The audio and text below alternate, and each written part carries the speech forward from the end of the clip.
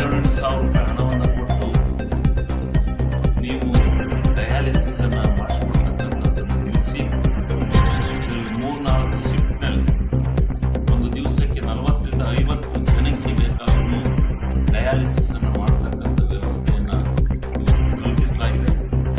ಇನ್ನು ಮುಂದೆ ಯಾರ್ಯಾರು ಎಲ್ಲಿ ಟಿಪ್ಪೂರು ಹೋಗ್ತಾ ಇದ್ರು, ಅರಸೀಕೆರೆ ತಾಲೂಕು ಹಾಸನಕ್ಕೆ ಹೋಗ್ತಾ ಇದ್ರು, ಎಲ್ಲಿ ಹೋಗ್ತಾ ಇದ್ರು, ಎಲ್ಲರೂ ಸಹ ಇಲ್ಲಿ ಬಂದು ನೋಂದಾಯಿಸಿಕೊಂಡು ಸರದಿಯ ಸಾಲಿನಲ್ಲಿ ನಿಂತು ಎಲ್ಲರೂ ಡಯಾಲಿಸಿಸ್ ಮಾಡಿಸ್ಕೊಂಡು ಒಳ್ಳೆಯ ಕಂಪನಿಯವರು ಬಂದಿದ್ದಾರೆ, ಚೆನ್ನಾಗಿ ನಡೆಸ್ತಾ ಇದ್ದಾರೆ. ನಮ್ಮ ಸರ್ಕಾರಿ ಆಸ್ಪತ್ರೆ ಎಲ್ಲ ವೈದ್ಯರು ಕೂಡ ಸಹಕರಿಸಿದ್ದಾರೆ.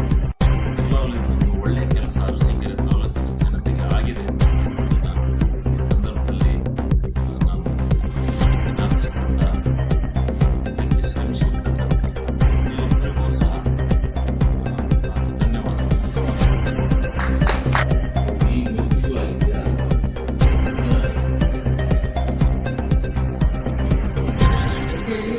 ಬೇಗ ಬನ್ನಿ,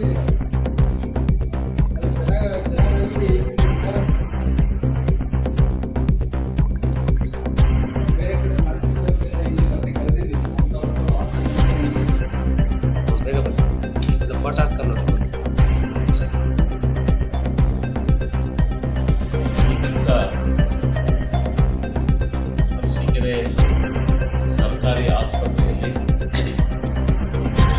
ಡಯಾಲಿಸಿಸ್ ಘಟಕವನ್ನ ಪ್ರಾರಂಭ ಮಾಡಿದ್ದೀವಿ. ಡಯಾಲಿಸಿಸ್ ಘಟಕ ಕೇವಲ 2-3 ಜನಕ್ಕೆ ಮಾತ್ರ ಅವಕಾಶ ಇತ್ತು.